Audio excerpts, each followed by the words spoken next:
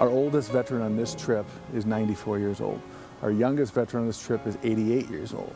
So the truth is, this is going to be the last time these guys ever make that pilgrimage back to Pearl Harbor.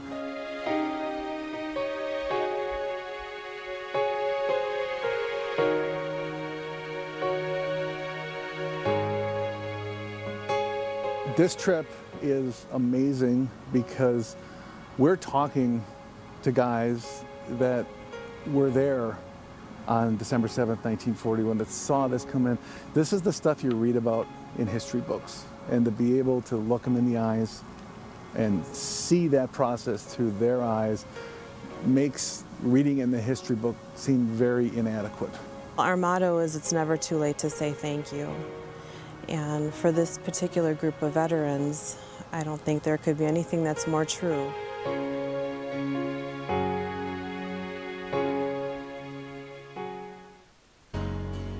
The Old Glory Honor Flight is taking flight, returning to Pearl Harbor after 70 years. What an opportunity for these 19 heroes to go back and relive such a powerful moment in their lives.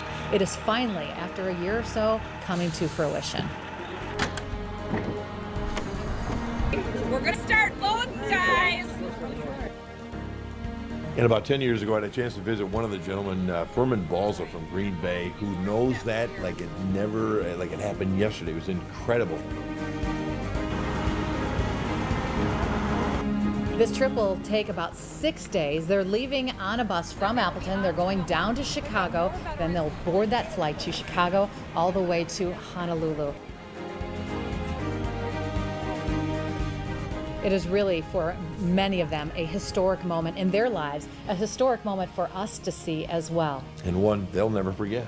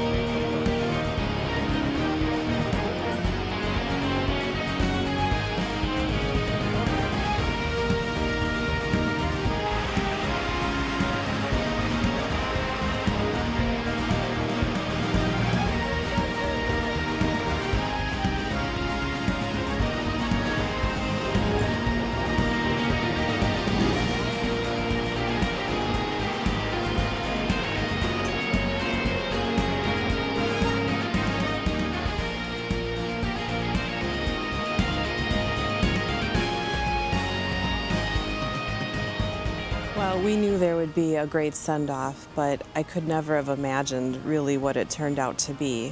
To have the uniformed officers there greeting the plane, to the American Airlines staff treating our vets with just such love. And then, of course, when we get into the terminal and seeing all the people there that were standing by, they were clapping, they were waving their flags, they were telling their children who these important people were. That was really special.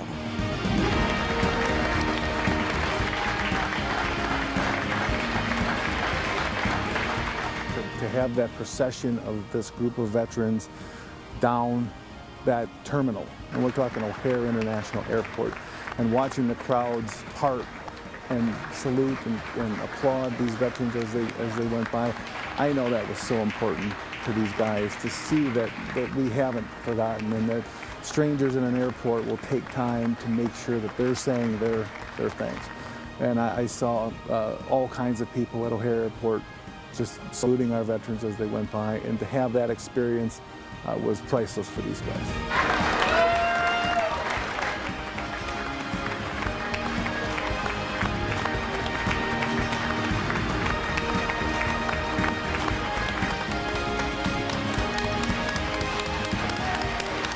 We had a hell of a send-off. I mean, everything was working just the way it should, but then it didn't.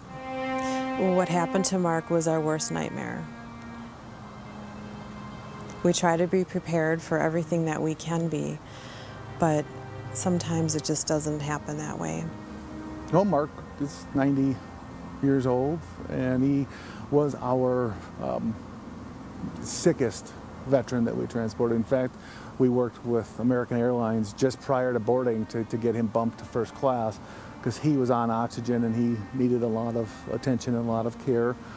Mark quickly didn't feel well, and by the time he got up to tell his guardian that he wasn't feeling well, the medical staff was there. They were performing chest compressions on him. They had him hooked up to the AED. Our medical staff was surrounding Mark, as well as the American Airlines staff, and I know that they did everything they could for him. And then what happened? Mark passed away. Did you say anything to him? I told him God bless him.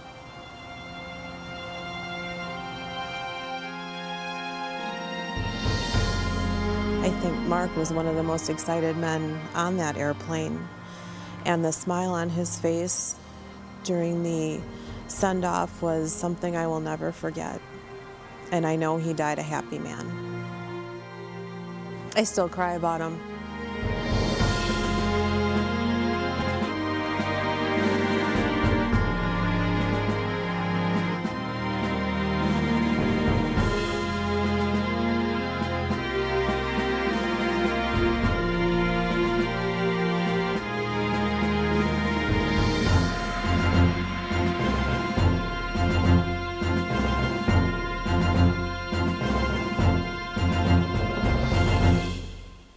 At least for one of you, it's the first time back since 1941, so it's very special. Nearly 2 million people from around the world visit Pearl Harbor each year. Only a few bring Pearl Harbor with them. No, sometimes I can't remember what you told me last week, but I can remember everything, dates and everything else, dating back to 70 years ago when I was a 17-year-old kid came here to Pearl Harbor. Just hours after arriving on their 6,000-mile journey to the Hawaiian island of Oahu. Okay, we need to make a line here so we can get through. These Wisconsin veterans make history as they arrive at the World War II Valor in the Pacific National Monument. We have never seen a group of survivors this big come back to Pearl Harbor from one state. This is a first. You know, it's one thing to read the history books, but it's a lot more appreciative to have walking history and talking history. All of their buddies, their friends left behind. You know, they're sort of the last of the Mohicans in a way. The veterans head for an area known as Contemplation Circle. Other visitors quickly realize that something rare and special is happening.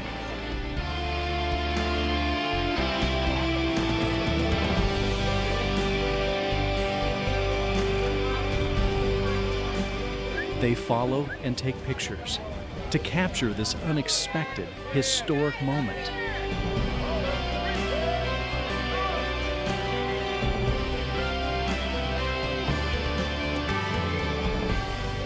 In the distance is the USS Arizona Memorial. It's impossible for these veterans to ignore. The Arizona triggers vivid memories of that fiery, horrific Sunday morning more than 70 years ago.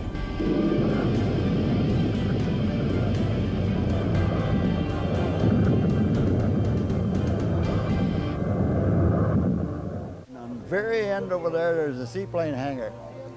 He dropped his bomb in that seaplane hangar, and there was a great big red ball of fire and a big bag puff of smoke, and then all hell broke loose.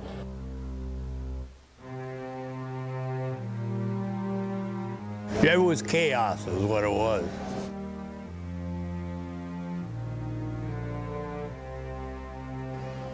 And all I could see were those rising suns flying around. Wow.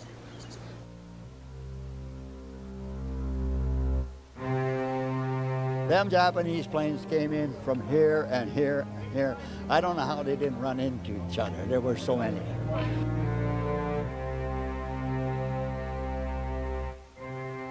There was one fella kneeling on the floor, and I grabbed him and I said, "It's too late to pray now. We better get the hell out of here."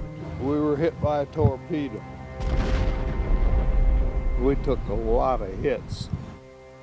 The attack on Pearl Harbor was the culmination of a decade of deteriorating relations between Japan and the United States over the status of China and the security of Southeast Asia. War then broke out in Europe, and Japan joined Nazi Germany in the Axis alliance. The United States applied diplomatic and economic pressure on Japan, but the Japanese government viewed these measures, especially embargo on oil, as a threat to their nation's security. By summer 1941, both countries had taken positions from which they could not retreat without a loss of national prestige. Although both countries continued to negotiate, Japan had already decided on war. These men, most just teenagers, had just signed up to serve their country. It just so happened that my brother wanted to enlist in the Air Force. There was a recruiting taking place for the Hawaii. And three of his friends and he wanted to go to the post office and enlist. And I took them to the post office. They were turned down because they were high school dropouts. So we started to walk out the door and the recruiter said, "How about you?" I turned around and I said, "I suppose." So I went back and I signed up. I went in on November 5 and I arrived in Honolulu on December 11, 1940. There was four of us that hung around the pool hall, pretty much so, on 3rd and Main. All four of us didn't have a job. We were watching them play poker and play billiards and everything. We walked up the street. One of us, I don't know who it was, said, "Let's join the Navy." All four of us walked over and signed up. My mother didn't think very much of it. She was worried about the girls. Well, there was a war going on, and it appeared to me and most people that it would be very soon we'd be in it anyway, and the draft was in effect, and I just got a little jump on it. And my mother said she had a sign for me. I was only 18 years old. And she said, "Well, at least you're not going toward where the war is." And of course, December 7th, I was right in the middle of it. On November 26, 1941, the Japanese attack fleet of 33 warships, including 6 aircraft carriers, sailed from Japan for the Hawaiian Islands. By early morning, December 7th, the ships had reached their launch position, 230 nautical miles north of Oahu. At 6 a.m., some 12 nautical miles outside the entrance to Pearl Harbor, 5 midget submarines, carrying 2 crewmen and 2 torpedoes each, were launched from larger mother submarines. Their mission? Enter Pearl Harbor before the airstrike, remain submerged until the attack was underway, and then cause as much damage as possible. Meanwhile, at Pearl Harbor, the 185 vessels of the U.S. Pacific Fleet lay calm and serene.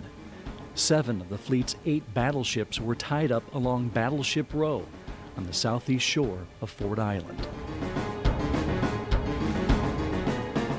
I was on the USS Nevada, a battleship, moored directly astern of the Arizona. Well, we've got everything covered up. We don't have, our guns are covered up with canvas and our ready boxes are locked. There's no firing locks on the weapons. That all had to be done before we could even shoot around. Aircraft belonging to U.S. Army Air Corps were parked in groups at Hickam, Wheeler, and Bellows airfields. Ed McClavick was stationed at Wheeler. I was in the 78th Fighter Squadron, and that at that time was the Army Air Corps. We were all set for war or for an attack until the Saturday before the attack, and then we came back out of the field. And what we did was to strip the planes of all the guns and ammunition, and there was, no defense left when the attack came. Does it bug you to this day that it was like that? Yeah, yeah, it was terrible. We lined the planes up as close as we could to each other, and so it was dead pigeons. It was easy to do. At 6:40 a.m., the crew of the destroyer USS Ward spotted one of the midget subs trying to enter Pearl Harbor. Ward sank the sub with depth charges and gunfire, then radioed the information to headquarters. Before 7 a.m., a mobile radar station near Kahuku Point picked up a signal indicating a large flight of planes approaching from the north. These were thought to be either aircraft flying in from the carrier Enterprise or an expected flight of B-17s bringing supplies from the mainland. So no action was taken. I had just gotten back from morning chow when I heard the planes, and then I heard the bomb and got up and looked out and see the smoke and planes diving away, and knew that somebody had made a mistake. The first wave of Japanese aircraft arrived over their target areas shortly before 7:55 a.m. Their leader sent the coded messages 222 and Tora, Tora, Tora, telling the fleet the attack had begun and that complete surprise had been achieved. They hammered the hell out of us. And here we're standing there and we're trying to do what we can to get ready and going.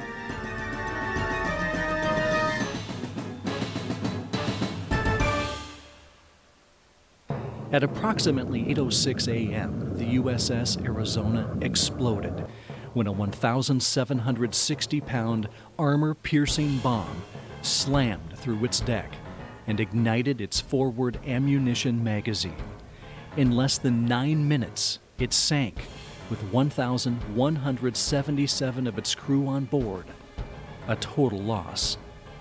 I think it was the loudest explosion I ever heard. I looked over there and I saw daylight under the Arizona. To blow a 30,000-ton battle wagon out of the water, that was unreal. The USS Oklahoma, hit by several torpedoes, rolled completely over, trapping more than 400 men inside. Furman Balsa was on the neighboring Maryland. By the time I got my round of ammunition, when I went in there, somebody said the Okie was listed. By the time I went in under there, got that round of ammunition, I come over the side, looked over the side, and the Okie was gone. That's how quick she rolled over.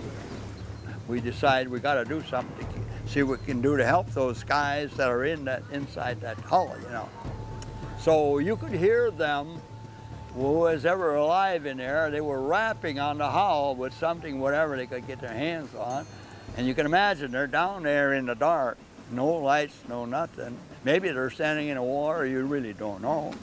So cut the rivets off and we pry the plate off. Well, now when you pry the plate off, if there's any water in there and there's some air and they're alive, when you let the air out, the water comes in and drowns the guys. So we drowned a few of them. But we did manage to get 32 people out of there. You know, I got sick to my stomach and I couldn't eat. I didn't eat for 3 days. During the attack, the California and the West Virginia sank at their moorings, while the USS Utah capsized with more than 50 of its crew. The Maryland, the Pennsylvania, and the Tennessee all suffered significant damage, forcing many crew members to jump into the fiery sea. God, yes. I don't know which is the worst death, like those guys on the Oklahoma. Pitch black and that water coming up on the deck. No escape or anything, just slow death. Or those guys that are jumping off the topside into the flaming oil. The USS Nevada attempted to run out to sea, but took several hits and had to be beached to avoid sinking and blocking the harbor entrance. George Hutton was on the Nevada. A bomb had hit the bridge, come on down through the captain's cabin. The captain's cook was killed, and the cabin was all twisted metal, And they couldn't get that body out of there for the 3 days that I was on the gun. That was horrible. That was bad. While the attack on Pearl Harbor intensified, other military installations on Oahu took a pounding from the low-flying Japanese bombers. But I didn't think he would ever go off. I could still see his white teeth grinning at me yet as he banked. He was that close, I could almost touch him. Oh, jeez. Hickam, Wheeler, and Bellows airfields and the Schofield Barracks suffered varying degrees of damage, with hundreds of planes destroyed and hundreds of men killed or wounded. The first bomb dropped, or the first bomb that I knew, dropped behind us and hit the barracks directly behind us and killed one of our guys who went back there washing his car. It was kind of a shock. Never saw anybody killed before. At about 8:40 a.m., a second wave of bombers struck, adding to the destruction inside the harbor. Attacks continued at Hickam and Wheeler as well, causing heavy losses of aircraft and reducing the American ability to retaliate. We'd have got a lot of airplanes off if we'd have been ready. We'd have slaughtered them. We lost over 150 airplanes on Wheeler Field alone. I was in the supply room of the C Company of the 65th Engineers. I went out through the front door and the sky was just filled with those planes. What did you do then? Got back in there and got busy because I had all the ammunition, machine guns, and rifles in the supply room. Shortly before 10 a.m., the second wave of aircraft withdrew to the north. The attack was over. World War II had come to America. The horror of it, the beginning of the horror of the war. I don't like war, and I'm against all wars, and it just so happens that we had to go to war. The U.S. Navy had suffered its greatest defeat. 21 vessels were sunk or damaged. American air power on the island of Oahu was smashed. American dead totaled 2,390, with hundreds wounded. The Japanese lost 29 planes, 55 airmen, 5 midget submarines, and 9 crewmen. In the wake of such a disaster, Americans rallied. A once divided nation was now committed to avenge Pearl Harbor. Remember Pearl Harbor, every hour, every day that we live. Remember. The battle cry, "Remember Pearl Harbor," carried the nation forward for the next 3.5 years. In 1945, America and its allies achieved victory over Japan, Nazi Germany, and Italy. I think I had my closure when the war was ended and I was coming back. I was coming back to the States for about a week or a week and a half it took to get back from Iwo Jima. When we got to Washington at the at the military base, and I saw all the prisoners of war. They served us, German prisoners of war. I figured that would end the war. It was over. It was over. Yeah. The war was over and won, but the legacy of Pearl Harbor lives on, still haunting those who lived through it. I could see everything with my 2 eyes. And you can take to Arizona. Them guys got up there that morning and had their breakfast or whatever, and they're still right there. It won't be long until Furman and the rest of these veterans step foot on the Arizona and pay their respect.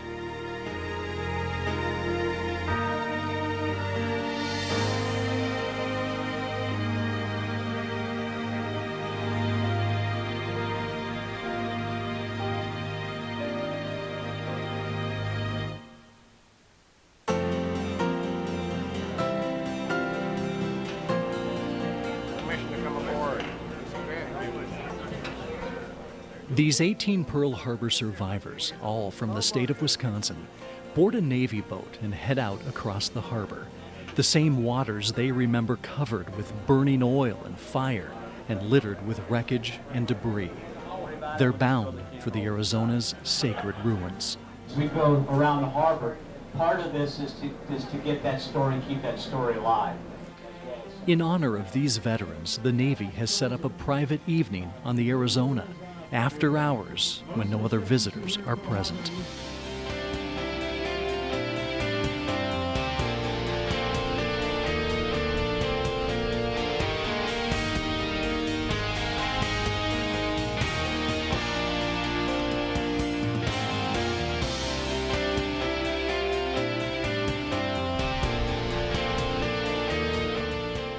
The boat docks and the veterans disembark.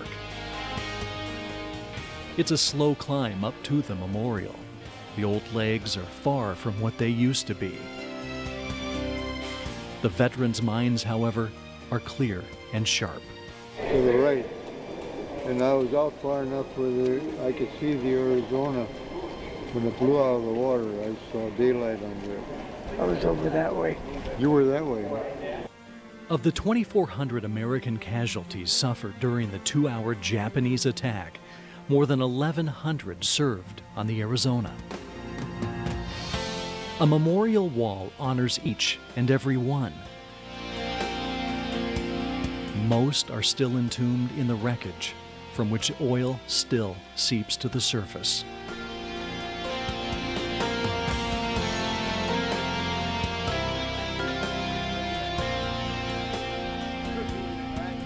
Today we have gathered to present this wreath and this wreath here to say thank you to our sailors, our Marines, our soldiers, and our airmen.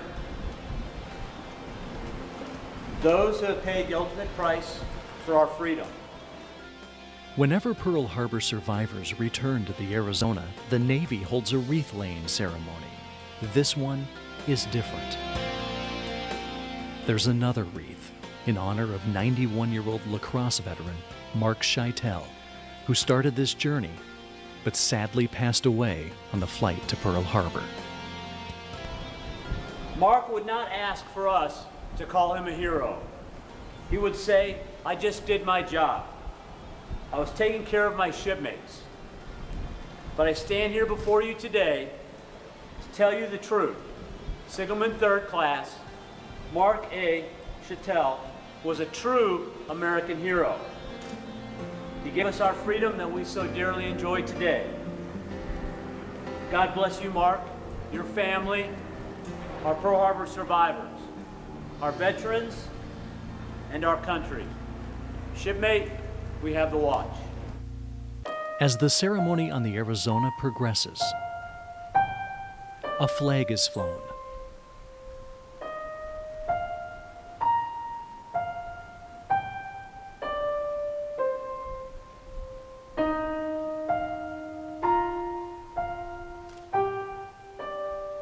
And a bell rings out 58 times, once for each Wisconsin service member killed at Pearl Harbor. Randolph Harold Barber, Walter. Out of respect for the fallen, interviews aren't allowed on the Arizona Memorial. And that's a good thing, fitting and proper, because in moments like this, pictures say everything.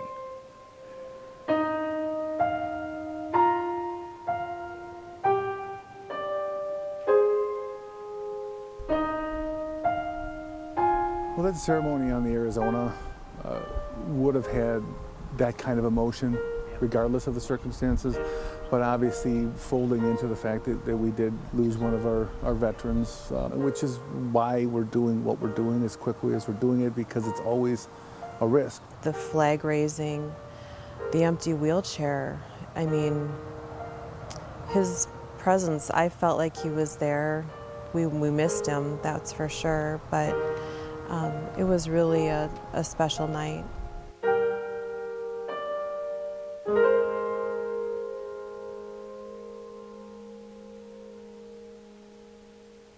The 18 Wisconsin Pearl Harbor veterans have made it through their emotional first day back in Hawaii. A chance to reminisce, reflect, and remember. Today, they'll experience one of the real highlights during their return, a private evening on board a historic World War II battleship. It's a chance for the veterans to see the exact location where their courage and sacrifice in World War II finally paid off. The battleship Missouri, 53,000-ton flagship of Admiral Halsey's Third Fleet, becomes the scene of an unforgettable ceremony marking the complete and formal surrender of Japan. In the Bay of Tokyo itself, the United States destroyer Buchanan comes alongside, bringing representatives of the Allied powers to witness the final capitulation. Some surprises are also in store. On a pier lined with the stars and stripes, these American heroes leave Ford Island, surrounded by the waters of Pearl Harbor. On this night, the mighty Mo is calling. You're looking good. Come on up, Tim. More fun. As the veterans step aboard the USS Missouri, they realize a special night is in store. All right, keep this smile. Tours are taken up and down the Missouri's wooden decks, stretching nearly 900 feet. Stories are told beneath her massive guns, fired in World War II, the Korean War, and the Gulf War.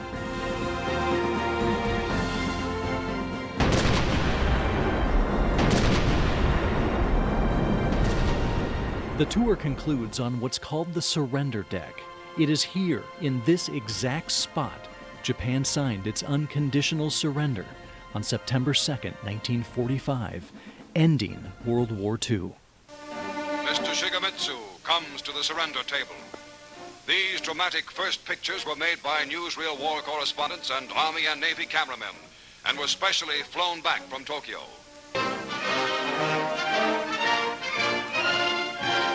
For the forces of the United States itself, Admiral Chester Nimitz signs. Behind Nimitz are the Third Fleet's Admiral Halsey and Admiral Sherman, famed amphibious commander. Let us pray that peace be now restored to the world, and that God will preserve it always. Of all the veterans on the Missouri this night, There you go, Chuck. there's one who stands out. I've kept it all this time, and I'm glad I did. 90-year-old Chuck Davis from Rothschild, Wisconsin, is wearing this Navy uniform for the first time. I've had it since August 1940, and this was the last issue of the dress whites with the blue collar, and they made them obsolete right then, so I never got to wear it until now, really. Chuck is one of two survivors on this trip to never return to Pearl Harbor. I never did either. Didn't really have any desire to. My whole life, he was never going to come back. You know, he had too many, what he thought, bad memories. And in the last few years, he's just started to soften toward it, I think because he's been maybe talking about it. Chuck admits he's glad he's here. Seeing some of the older sailors, yeah, of which I am one. After dinner on the surrender deck, the one part of the itinerary kept secret from Chuck and the other Pearl Harbor survivors. It begins with a proclamation from Wisconsin's governor. Now, ever for I, Scott Walker, Governor of the State of Wisconsin, do hereby proclaim today, Saturday, June 16, 2012, as Wisconsin Pearl Harbor Veterans Remembrance Day throughout the state of Wisconsin, and I commend this observance to all of our citizens.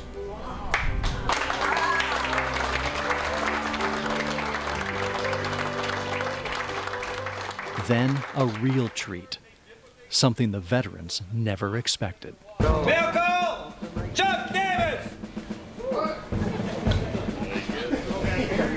Randy, we can't hear you. Malcolm Cookie! Bernard DeChateau. You got mail. Oh, man. George Hutton. There you go. Malcolm George Blair! And Wally Wentz.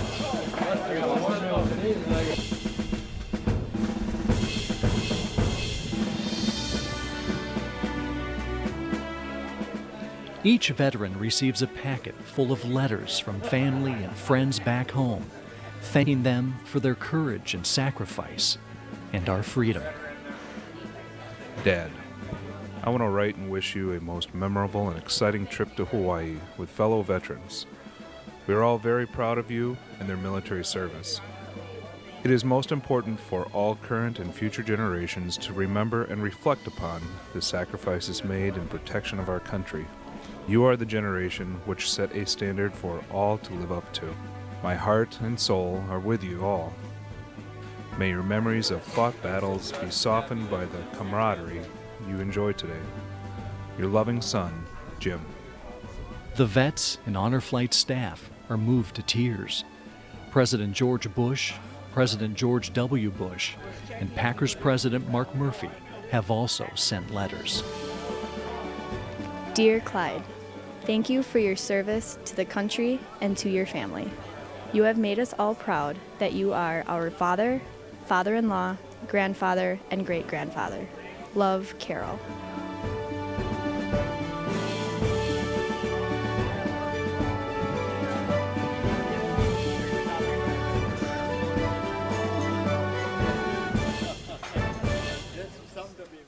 What strikes each veteran maybe more than anything during their time aboard the Missouri is her position along Ford Island. This used to be Battleship Row. Just a few hundred yards away is the Arizona Memorial. The symbol for the start of the war, the symbol for the end of the war. So close together, all these years later. The Old Glory Honor Flight, based in Wisconsin, has transported these 18 veterans, now in their late 80s and early 90s, back to Pearl Harbor. They buy us meals. Leave notes on my car.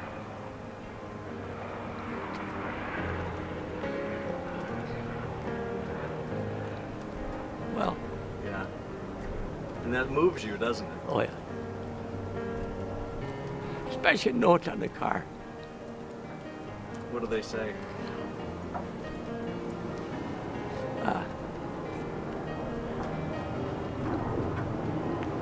Good luck. There's a sense of urgency with this journey. It's one last time to say goodbye. I think it's really bringing some closure to it for him. He was always a quiet person about it, never talked a lot about it.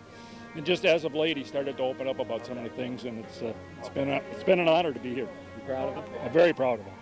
That's been way more than I expected.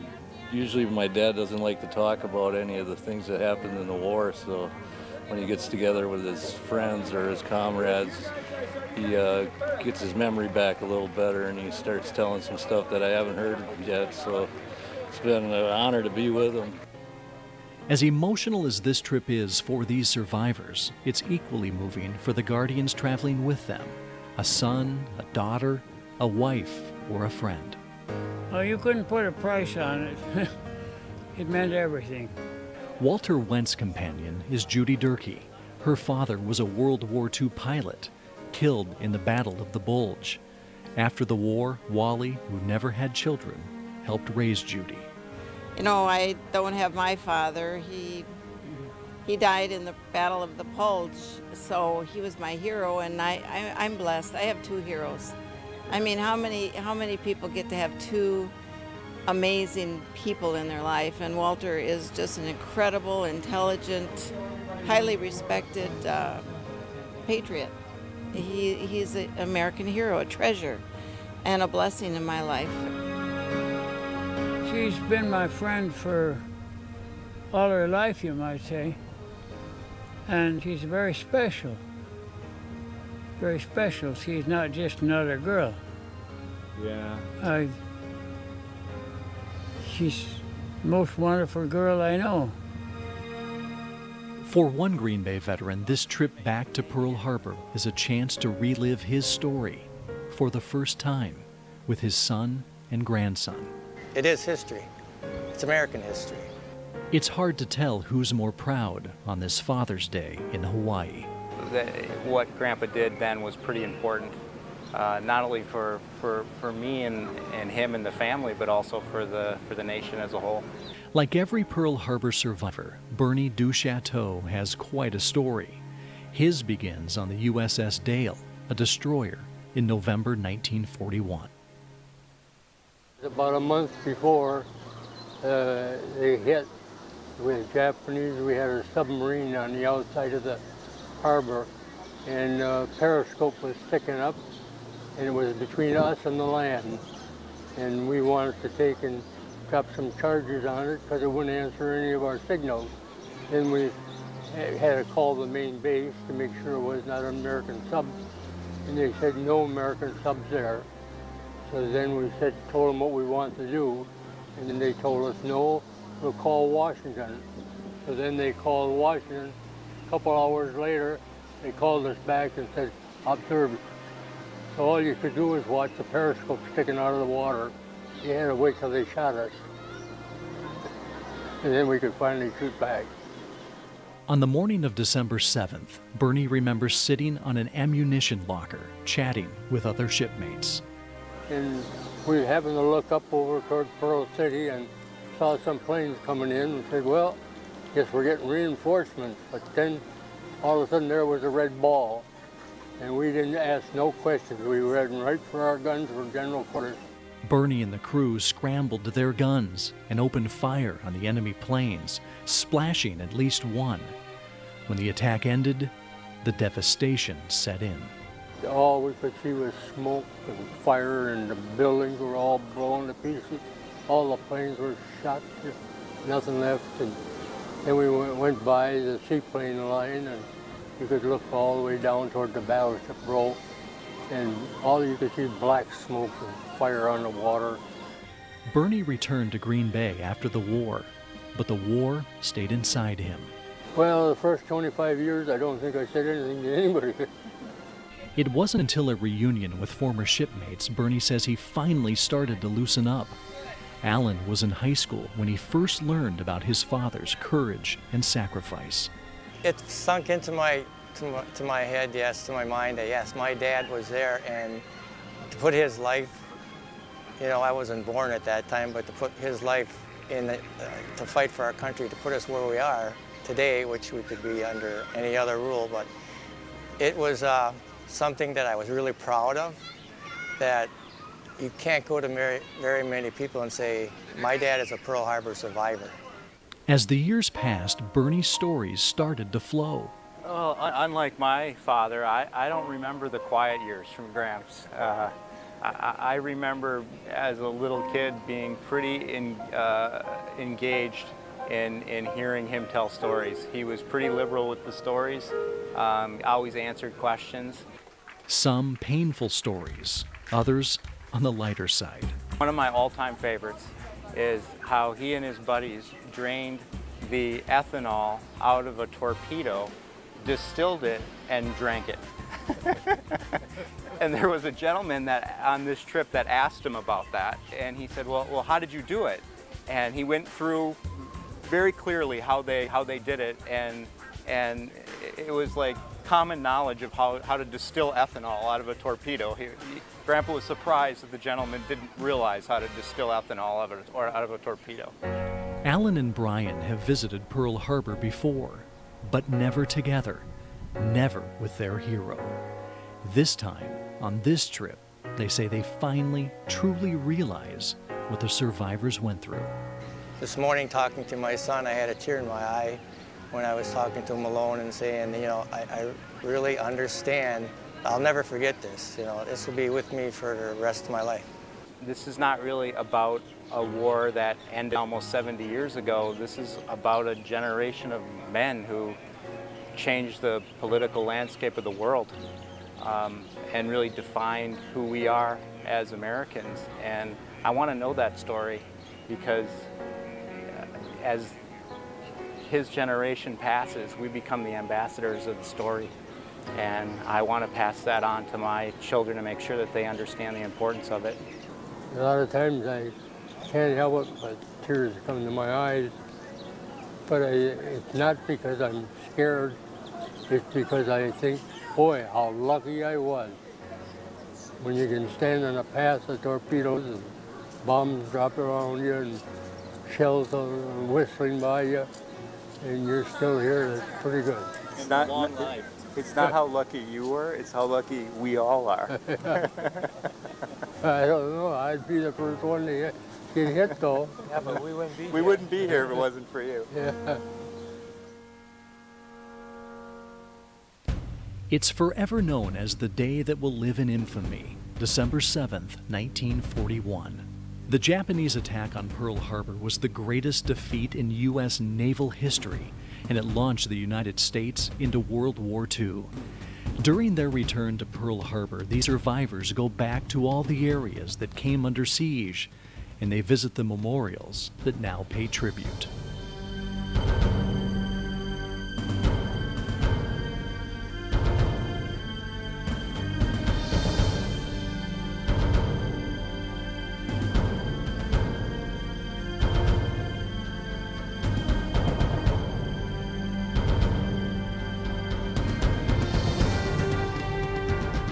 For each veteran on this trip, there's a special moment, a place that means the most in their journey back in time.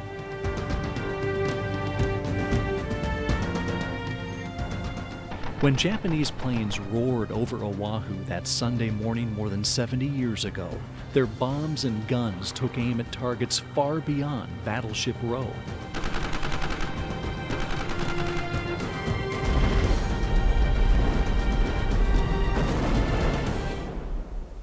Cookie Coke was at Hickam Field that day, in these barracks, when the attack began.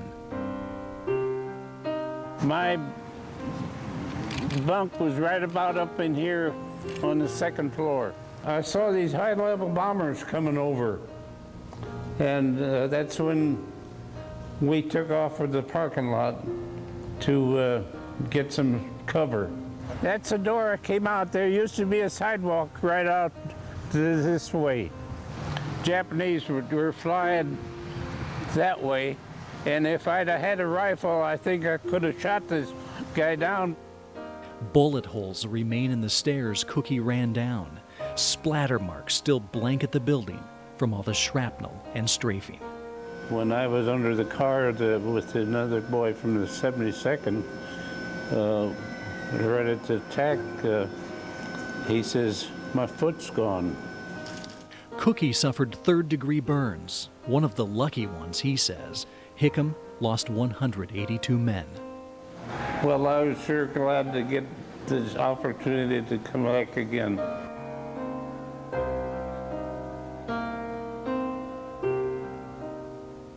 Of the 18 vets returning on this trip, 5 served at the Army's Wheeler Airfield and Schofield Barracks. This is my outfit. Jerry Jerome is proud to reunite with the 25th Infantry Division.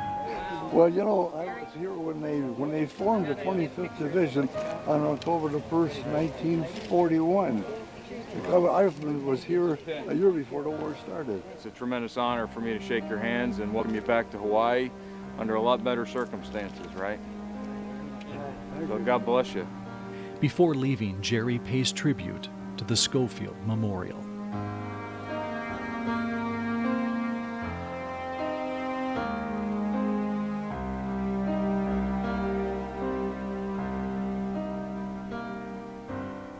As the tour bus approaches Wheeler Field, it's Ken's sweet time to tell his story. Dropped his bombs, he banked away, headed towards the mountain, and as he banked, then we saw the rising sun. And you knew instantly we're at war. And then that instant is when I grew up. 33 men died at Wheeler that day, and Ken says some of the historical accounts just aren't right. hate to correct anybody, but twice on this tour I've heard the bomb striking a building, the first one. I hope we're all corrected. Thank you. Well done, Ken.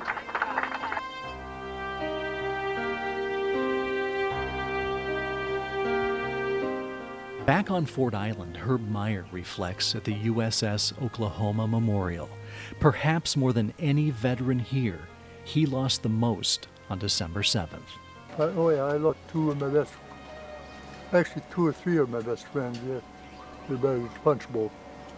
And 2 of them wanted the Congressional Medal posthumously because they stayed down and they were stationed on a 14 magazine that was supplied ammunition to the chambers, gun chambers above.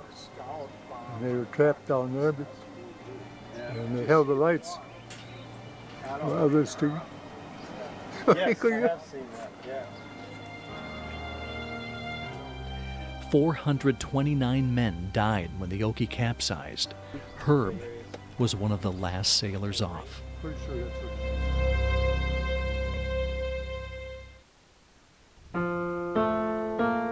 Herb's friends are among 13,000 World War II veterans buried at Punch Bowl Cemetery, a scenic site overlooking Honolulu.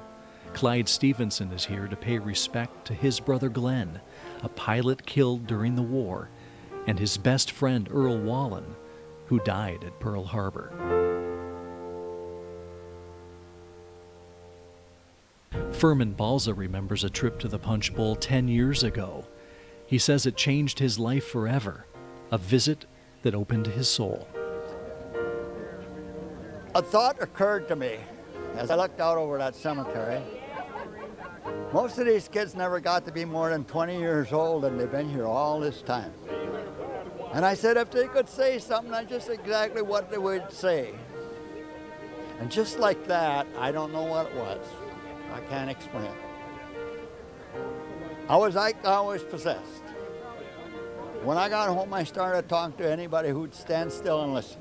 Anybody who would invite me to go and say what I had to say, I would go over there. And I'm not talking for myself. I'm talking for all them kids that are still right up on top of that hill right there, who never got a word to say to anybody. And you know, I've been shooting my mouth off about this, and I'll probably do it till I die. And that's why I'm doing it. Not for myself, but for those kids up there who never knew what hit them.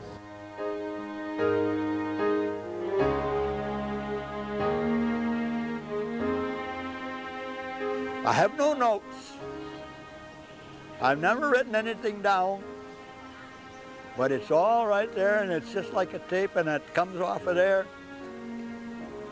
Numbers, names, dates, and everything, and how did it get there? My God, if you tell me to do something right now, maybe by next week I won't even remember it.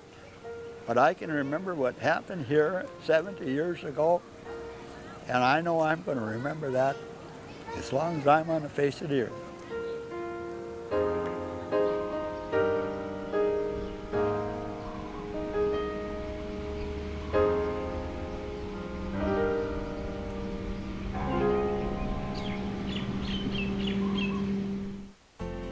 More than 70 years after the darkest day in American military history, these distinguished veterans have returned to where they were in the middle of it all. Over 5 days in Hawaii, the veterans have laughed, shared stories, and cried. They've paid tribute, and they'll return to Wisconsin, they say, changed by their time together. Hello there, Joe. Welcome, sir. How are you? Aloha.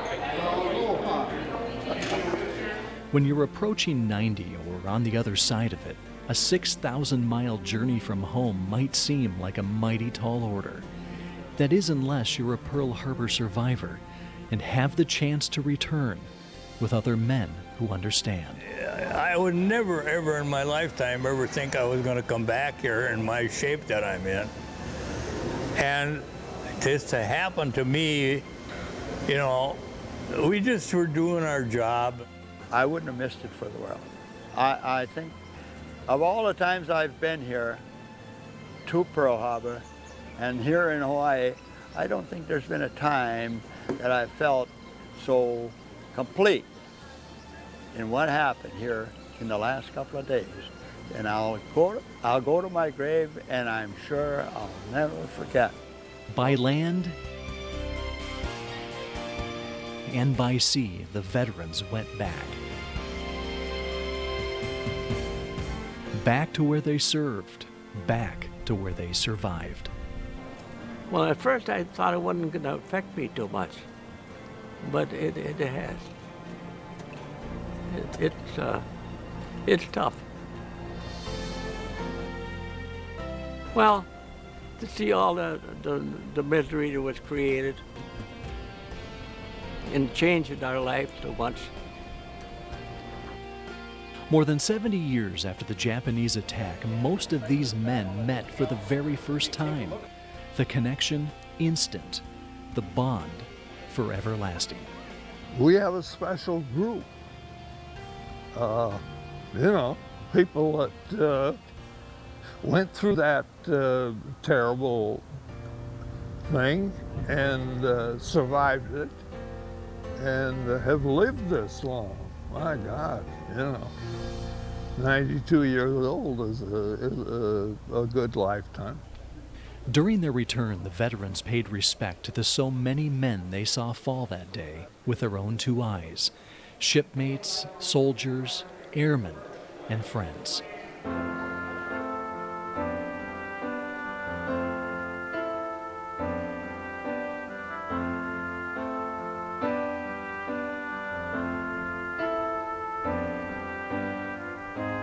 Unexpected and deeply touching for the survivors, the respect and honor given to them everywhere they went.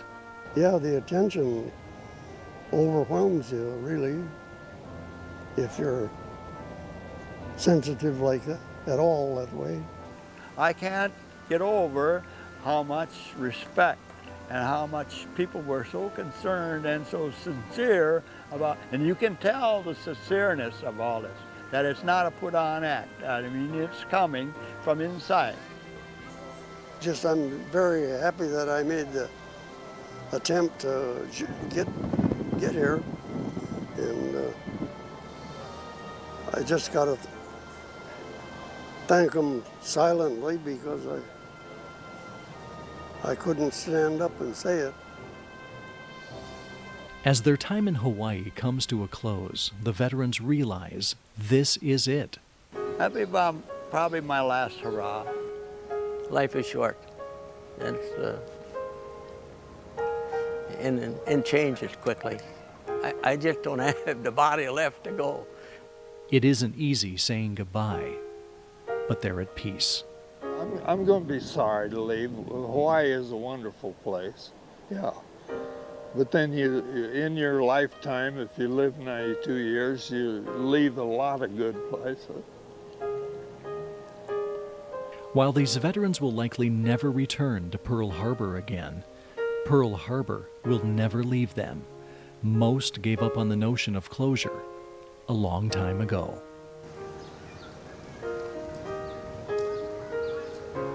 I don't think it'll ever leave me, no, I don't. I think it's there. Of course, I don't have much time left. Oh, no, I don't think I'll ever forget it. No. Hell, these guys went through hell. I had nothing to do with them. Well, I've never bought a Japanese car. I try to forget it as far as being angry, but sometimes, it's like trying to quit swearing. Every time, once in a while, something blurps out, and it's just, you got to give it up sometime. You think you ever will? Not as far as a Japanese car. Forgiveness is one thing, To hate somebody, that's something else. But to turn your back on somebody who's really did you some bad stuff, That takes some hell of a lot bigger man than Furman and Joe Balsa. Now, after 70 years,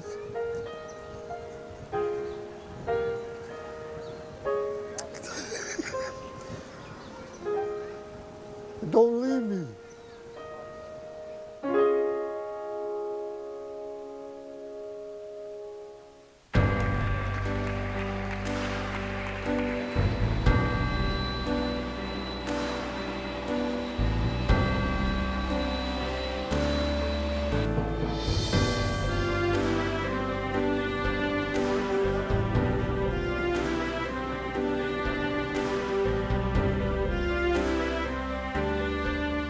The passing of Mark it started off the trip on certainly a somber note. You know, like I say, we try so hard to get these guys the honor that our program is designed for, and that certainly hit. Some of the other moments where I overheard a couple of the veterans talking when we were at the Arizona Memorial, and one of them points off into the distance and says, "We were right over there." And the other guy points in the other direction and says, "Well, our ship was right over there." And that's just incredible to me. I mean, we're seeing this through their eyes in that case, and that's a powerful moment. They were there. And that's something that people need to remember. They were actually there.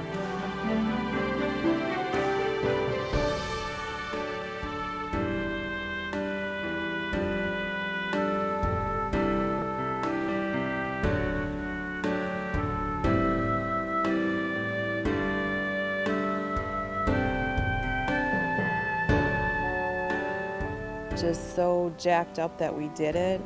It was a big deal. Certainly every memory I have, even the low points, I mean, these are things I will keep with me forever. Kids need to know our history. Kids need to know how lucky they are, that they have choices, that they've grown up in a free country. We can't lose sight of the fact that our veterans have afforded us a way of living, that we live in the greatest country in the world, and it's not something we should ever forget.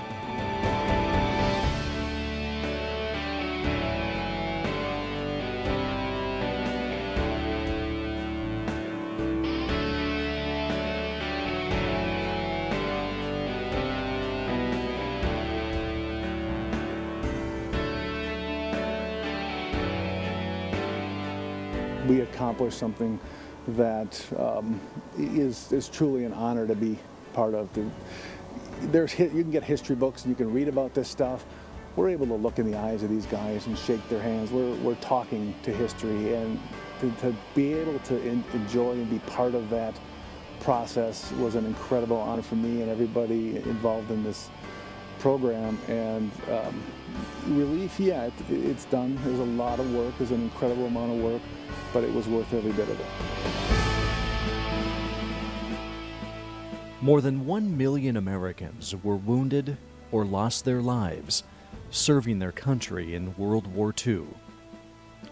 Amidst the horror and tragedy at Pearl Harbor, where it all began, more than 25,000 sailors, soldiers, and airmen survived. Today, though, less than 2,000 of these aging heroes are still with us, as our country is losing its World War II veterans at a rate of nearly 800 every day.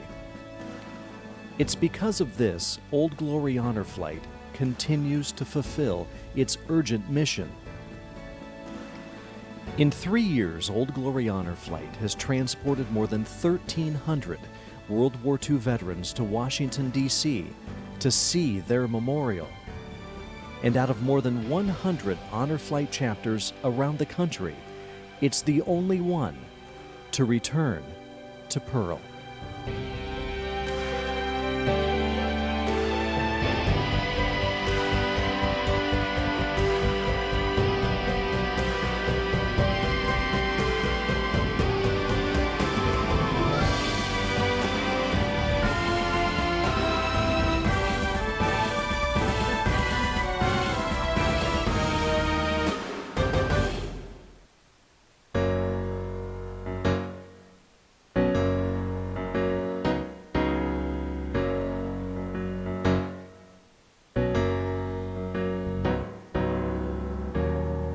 In the dark before the dawn,